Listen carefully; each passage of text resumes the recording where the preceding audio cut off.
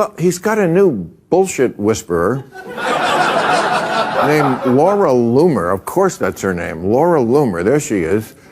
He's with her everywhere now.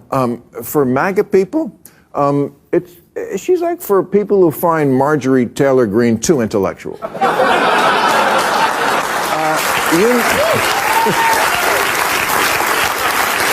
be a 9/11 truther, this is what I mean about Captain Queeg. We're at that end stage, I really think.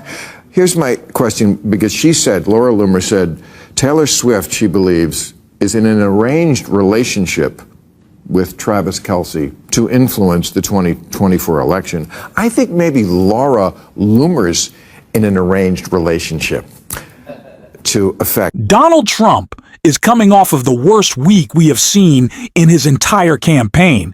It started with him panicking before the debate on Tuesday, following that up with the worst performance we have ever seen. And since then, Donald Trump has been on a circuit of some of the strangest, most unhinged and unraveling speeches we have seen him fail to deliver. They have been absolutely out of control in the worst possible way for Donald Trump. And that is set up Bill with a lot of material to talk about on his show.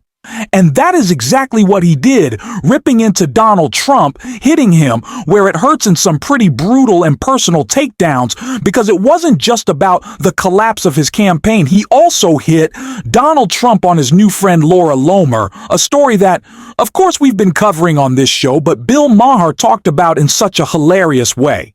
But before we get to all that, if I could quickly ask you to leave a like on this video and hit that subscribe button. Now let's check out Bill Maher. Well, he's got a new bullshit whisperer named Laura Loomer. Of course that's her name. Laura Loomer. There she is.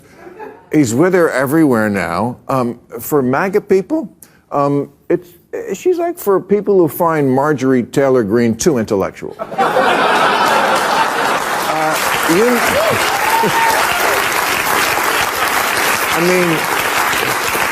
You name the crazy shit, she believes in it. Birtherism, she's a 9/11 truther, crisis actor, Pizzagate, rigged elections. You've heard of Florida Man? She's Florida Woman.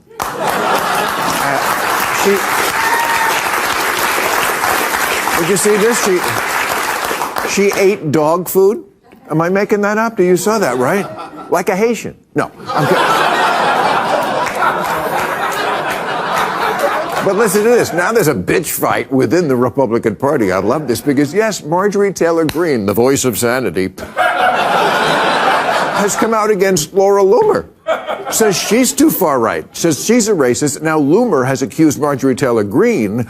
She says Marjorie Taylor Greene is an anti-Semite and she cheats on her husband. And she said, I can't believe I have to report this. She said her lady parts resemble an Arby's sandwich, which is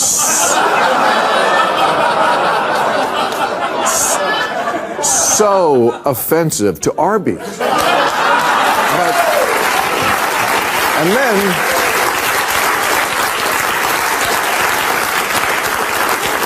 And then Lindsey Graham, the other Real Housewives cast member, got involved, and he's attacking Laura Loomer, says she's toxic, and she posted back, "We know you're gay, Lindsey." Well, let's see David Muir fact check that. So, a pretty brutal monologue there from Bill Maher, and it got worse a little bit later in a takedown that he delivered of Donald Trump and Laura Loomer that I thought was so perfect. Obviously, the really hot story right now for a couple of reasons. One, because it answers the question of where's Melania?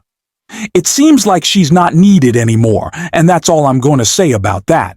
But it also brings up the very important fact of Project 2025 not being the future of a possible Trump term, but Project 2025, we're seeing it right now. This is what it would look like. Conspiracy? Crazies like Laura Loomer giving Donald Trump advice, weighing in on his campaign, and if he were to be elected, which he won't, she would be a part of his administration. And so we have to point that out and call it out now. because it is just so incredibly important to show people this is what a Donald Trump presidency would look like the second go-around. And that is exactly what Bill Maher was talking about right here in that brutal, brutal takedown. To be a 9/11 truther, this is what I mean about Captain Queeg. We're at that end stage, I really think. Here's my question, because she said, Laura Loomer said, Taylor Swift, she believes, is in an arranged relationship with Travis Kelce to influence the 2024 election. I think maybe Laura Loomer's in an arranged relationship to affect the election because she's very close to Trump. She's 31, looks like his type. We did an editorial here a few years ago. You're remembering it already. It was basically, who's Trump f***ing? Because I said, you know, it's not nobody. She's been a dog for too long, and it's not Melania. I think we may have our answer this week. I think it might be Laura Loomer. I'm just saying. Well, I don't know what his... I don't know what. I don't know what he's doing behind the scenes, but I do know that a big part of why he was able to be so successful up until the kind of flailing of the last few weeks is that he had actually brought a really impressive team of operatives around him that had kept him kind of muzzled, kept him on message.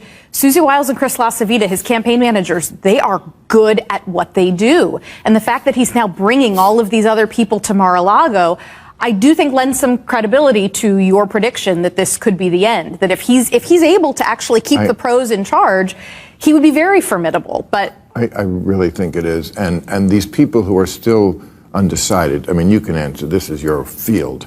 These people who are like the people who go to McDonald's every day and still need